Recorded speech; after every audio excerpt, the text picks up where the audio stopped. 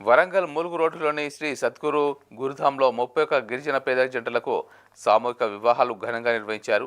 భద్రాద్రి కొత్తగూడెం, నర్సంపేట, మహబూబాబాద్, వరంగల్ ప్రాంతాల నుంచి వచ్చిన జంటలను ఆన్లైన్ ద్వారా ఎంపిక చేశారు. గురుధాం చైర్మన్ గోపిచంద్ ఆధ్వర్యంలో ఈ వివాహాలు జరిగాయి.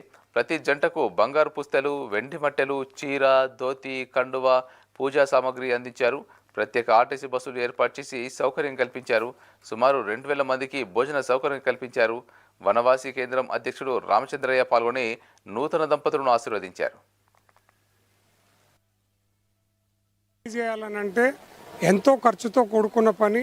ఆడంబరాలు, అనవసరమైన డాంబికాలకు పోయి వాళ్ళకు ఉన్న దాంట్లోంచి 10 రెట్లు ఎక్కువ ఖర్చు పెట్టేసి అప్పుల పాలవుతున్నారు. అప్పుల పాలైన కాడి నుంచి గొడవలు ప్రారంభమవుతున్నాయి. సమాజంలో వాళ్ళు పిల్లల మీద వాళ్ళ మీద ప్రెషర్ ఎక్కువ అవడం వల్ల ఆత్మహత్యలు చేసుకుంటున్నారు. ఆడపిల్లలు ఇంకా కట్నం పట్టుకురా అని అలా ఖర్చులకి దుబారా ఖర్చులు పెట్టి పెళ్లిళ్ళల్లో అనవసరంగా ఖర్చులు పెడుతున్నారు.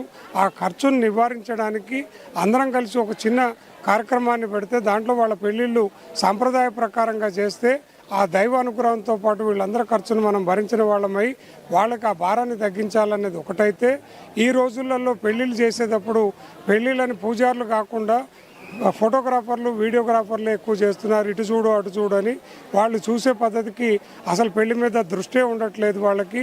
అలాంటప్పుడు వచ్చిన అతిథిని కూడా భోజనం చేయమని కూడా చెప్పట్లేదు. ఆ సంప్రదాయం పోయి సనాతన సంప్రదాయం రావాలి. ముఖ్యంగా అస్పృశ్యతను నివారించాలి. పేదవాళ్ళని హక్కున చేర్చుకోవాలి. అతి పేదవాళ్ళని దగ్గర పెట్టుకోవాలి.